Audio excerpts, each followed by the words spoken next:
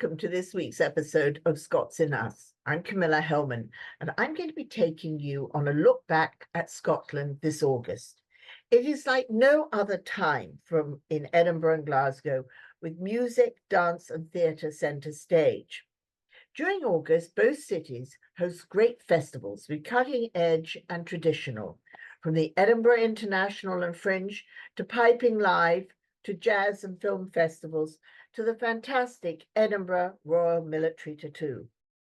It is difficult to know where to start, but let's journey to Glasgow and join our friends Noisemaker as they invited audiences to join in on the party and all that is Ceilidh. So without more ado, here is something like this from Noisemaker.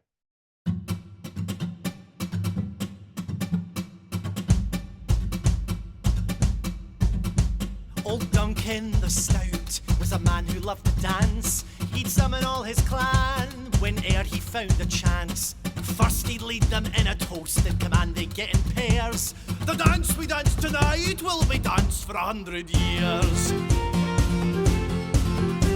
So Duncan he taught Patrick, the caller after him, the steps to his dance so it could be taught again. And when Duncan died in battle, Patrick called the clan. Find yourselves a partner and let's celebrate our man. But as the caller takes a swig and drains his mug of ale, the steps he swore he'd learned to lead seem lacking in detail.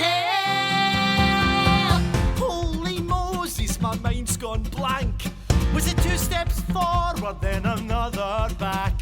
It seems unfair of me to call it his. All I know is it was something, something, something like this.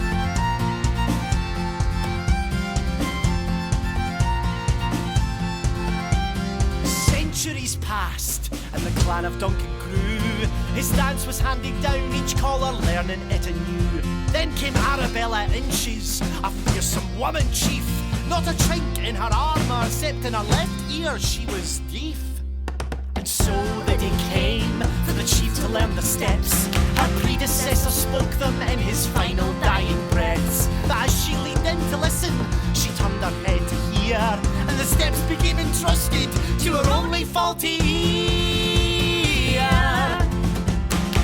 But as she turned to ask the chap to repeat what he said, the old boy gave a final cough, and with that, he was dead. Holy Moses, my mind's gone blank. Was it 2 steps forward, then another back? It seems unfair of me to call it his. All I know is it was something, something, something like this.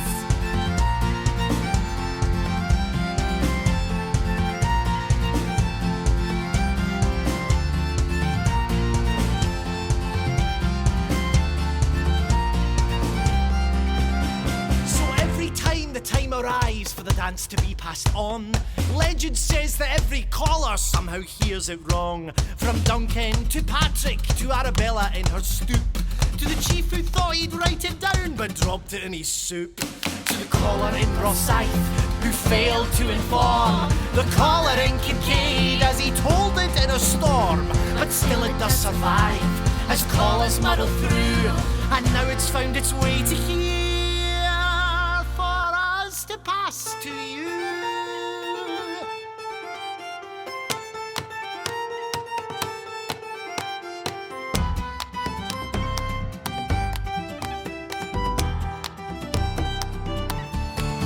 See, traditions, Whatever we choose to pass on, and if it can't move with us, you'll soon find it's gone. and yes, Duncan the Stout may see your steps as strange, but his dance is still here, 'cause it's been able to change. So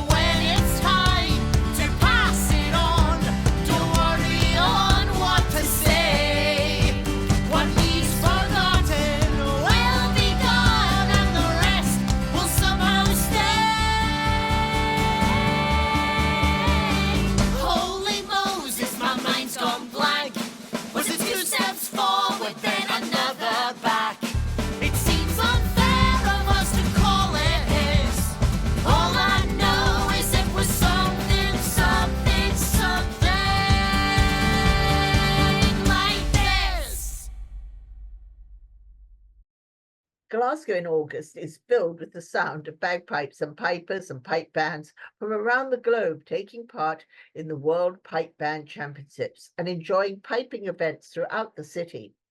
The incredible event concluded on August 18th with the Inveraray and District Pipe Band taking the crown in the Grade 1. So now let's take a listen to this wonderful sound of the Inveraray and District Pipe Band.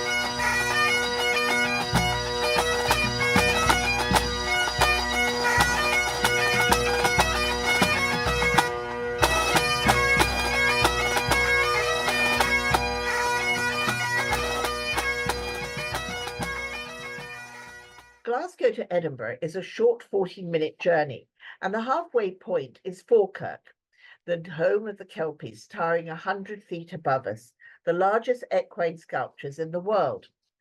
This year marks the 10th anniversary of the Kelpies' arrival into Falkirk.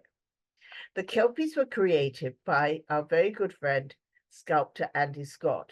He spoke to us of this milestone event. It was not an easy journey, but congratulations to all that made it happen. And now, Andy Scott. Well, it's 10 years since we worked together around bringing those wonderful maquettes of the Kelpies to New York. Yeah, 10 years already. Incredible, isn't it? And you, at that point, were completing a project, the Kelpie project took basically 10 years in front of that, didn't it? More or less, yeah, more or less. I think if we narrowed it down, it would have been, I think, probably about 8.5 in total. But, you know, with a preamble of maybe a year or so doing all the initial sketchy designs. Yeah, people are often surprised when they find out it was such a long incubation period for them. But the bigger the project, the more bureaucracy goes with it, politics and finance, as you can imagine. And politics, finance. Yeah, it became a monster that we had to feed, you know. So, but it was worth it in the end. And as you say, you know, 10 years has gone by and they've become a huge landmark and a real big success in Scotland and the UK, I should add, and really well-known icon. So we're very proud that we stuck with it and saw it through. And it's a pretty major achievement. So it's nice to look back on it now. Yeah. Well, the Helix Park is such a fantastic project. Absolutely, that's really revitalized that area. It certainly has. It was an incredible achievement, and people now kind of take it for granted. But you know, that was previously derelict land. It had been used as a dump for industry for decades, away back in ancient, Victorian, Edwardian times, and And the way that they've transformed it and made it into this beautiful park is just absolutely stunning. And I'm just very proud that the Kelpies are the sort of flagship of the canal that runs through there. And it's been an incredible transformation for Falkirk and Grangemouth. And all along, I always said, and just recently was talking about it, was saying the most important thing for me was that the people of Falkirk and Grangemouth appreciated the Kelpies first and foremost above everybody else. And I'm pleased to say that seems to be the case. So all round, I think everybody involved should be very proud. And now onward to Edinburgh. The whole city becomes the Fringe. Artists flock to perform, and we, the audiences, have such a bounty of great theatre, music, and all manner of performance to enjoy. From the Edinburgh Royal Military Tattoo to the International and to the Fringe. This week, we heard from Martin Hunt, our media ambassador, who sent us greetings from the midst of the Fringe. Then we take a look behind the scenes at the Pleasance Theatre, one of our favourite performance spaces. And so now enjoy a look back at the Fringe in Edinburgh. Well, here we are. Oh no. Here we are in Edinburgh. Never be anywhere else in the world in August other than here. 3,317 shows during the Edinburgh Festival. It's lovely to be able to show you all from the American Scottish Foundation where we are, what we're doing, as we do every year. This year, I'm very lucky that I'm going off. We're looking after a wonderful show, which we'll talk about in a minute. I'm off this evening to the Royal Box at the Tattoo, which you should all come to. I've seen a lot of extremely good theatre. We've seen Miriam Margolis. I've seen Artura, which is a wonderful mime and costume show. But the show that I think is really hitting a lot of people very, very well this year is the show which Elle Blackwood is producing. And I'm sorry about the wind. We have Edinburgh weather here, as always, but Elle is producing a show called Tending, and it's about the NHS here in the UK. And Elle, what do you feel has been the highlight of your performance here and the interest in this very politically important show? Well, we've had incredible audience reactions from across lots of different demographics. I think it's a show that really resonates with people, anyone who cares about not just nurses but also the health service, what it means to care, and what we owe to each other as human beings. We've had incredible reactions from people saying that it should be on TV, not on TV, on Parliament. No, they have said it should be on TV as well. Yeah. But it should be shown in the Houses of Parliament and different kind of government institutions around the world, in part because while it is a British crisis, it's also a global crisis that I know policymakers are struggling to deal with and need to understand more, and that's what Tending does. So here we are. As I say, every August, I wouldn't be anywhere else in the world. Do come and join us next year.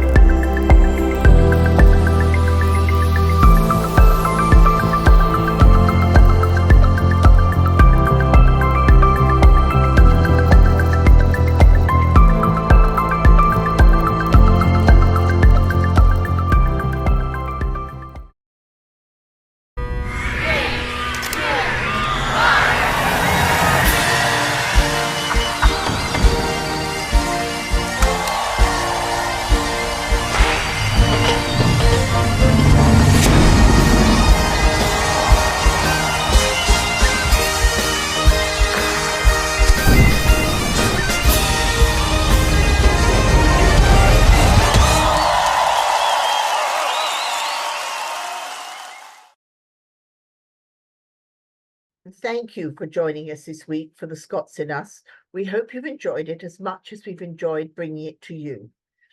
If you're wondering how to spend August next year, we hope you'll consider spending it in Scotland.